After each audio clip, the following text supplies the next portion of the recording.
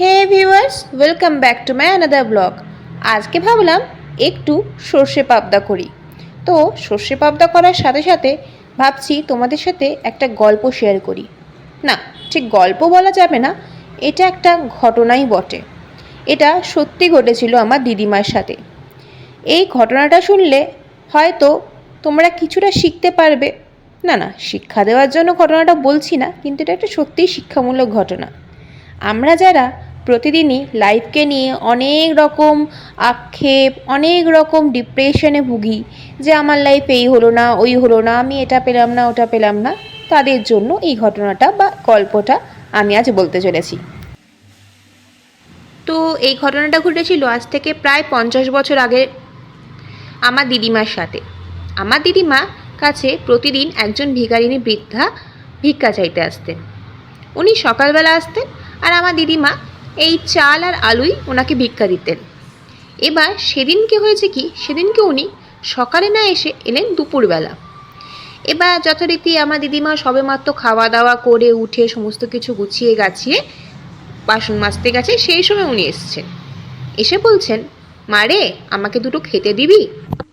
এই কথাটা শুনে আমার দিদিমা তো পড়ে গেলেন মহাবিপাকে, কেন সেই সময় হাড়িতে শুধু খালি ভাতই ছিল আর তরকারি কোনোটাই ছিল না অবশিষ্ট। তখন দিদিমা বলল, মা দেখো, আমার কাছে শুধুই ভাত আছে, তরকারি তো নেই, তুমি কি দিয়ে খাবে? তখন ওই বৃদ্ধা মহিলা বললেন, মারে, আমাকে শুধু একটু নুন দিয়ে ভাতটা দিলেই চলবে, আমার তরকারি লাগবে না। দিদিমার তখন একটু খারাপ লাগলো, কিন্তু কি আর করবেন, এই ভেবে উনি একটু নুন দিয়ে, একটা লঙ্কা, একটা পেঁয়াজ দিয়ে ওনাকে ভাতটা দিলেন। এবং বিশ্বাস করবে না, ওই বৃদ্ধা মহিলা ওই যে ভাতটা এত পরম তৃপ্তির সাথে খেলেন, যেন মনে হলো কোনো পোলাও খাচ্ছেন বা ভালো কোনো রান্না খাচ্ছে। খাওয়া শেষে যখন আমার দিদিমা ওনাকে প্রশ্ন করেছিল যে, মা একটা কথা জিজ্ঞেস করব, এই যে তুমি তরকারি ছাড়া ভাতটা খেলে, তোমার কষ্ট হলো না? তুমি এটা কিভাবে খেতে পারলে? তখন সে বলেছিল, মারে, আমার তো তরকারি ছিল সাথে। তখন আমার দিদিমা অবাক হয়ে জিজ্ঞেস করলো, তরকারি ছিল? কোথায় তরকারি ছিল? আমি তো তোমাকে তরকারি বের করতে দেখিনি। তখন মহিলা বললেন, মারে, এই যে খিদে, এই খিদেটাই তো আমার তরকারি। এই খিদে যখন থাকে তখন আর কি কারোর তরকারি লাগে? এই যে খিদে নামক তরকারিটাই হচ্ছে আসল। মানে পেটে যখন খিদে থাকে তখন শুধু ভাতটাও অমৃত। ওই বৃদ্ধার মুখে এই কথাটা শুনে আমার দিদিমা ক্ষণিকের জন্য স্তম্ভিত হয়ে গিয়েছিল। আসলে ওনার বাস্তব জ্ঞান বা বাস্তব যে বোধ খুবই প্রখর ছিল ওই বৃদ্ধার, নয়তো এরকম কথা উনি বলতে পারতেন না। সত্যিই তো, মানুষের খিদেই তো তরকারি। আমাদের খিদে পেলে আমরা খালি ভাতটাও অমৃত ভেবেই খেতে পারি, কিন্তু যদি ভরা পেট থাকে তখন আমাদের কিন্তু বিরিয়ানি দিলেও ভালো লাগে না। ঠিক বললাম তো?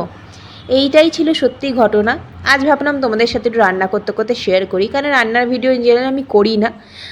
জাস্ট তোমাদের সাথে কি শেয়ার করব, তাই ভাবলাম একটু রান্নার ভিডিওটাই দেখাই, আর সাথে একটা সত্যি ঘটনা একটু গল্পের আকারে তোমাদের শোনাই। তো তোমাদের যারা জীবন নিয়ে অতিরিক্ত আক্ষেপ করো, অতিরিক্ত দুঃখ করো, তারা এই গল্পটা শুনে আশা করি একটু মনকে সান্ত্বনা দিতে পারবে।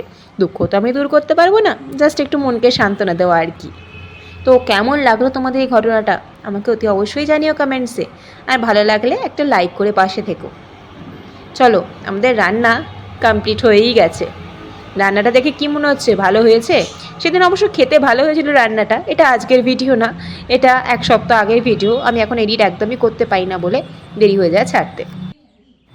এখানে আমার কন্যারা, জামাতারা সব বসে আছে, বসে বসে এখন শলা পরামর্শ আলোচনা চলছে। আর ওনাদের শ্বশুরমশাই এখন দেখছেন শার্ক ট্যাঙ্ক ইন্ডিয়া, যদিও আমিও মাঝে মাঝে দেখি, শুধু শ্বশুরমশাই একা দেখেন, আমিও দেখি। যাই হোক, আমাদের রান্নাটা একটু জল দিয়ে ফুটিয়ে নিলাম, ফাইনালি কমপ্লিট হয়ে গেছে রান্নাটা। দেখা হচ্ছে পরের ব্লগে।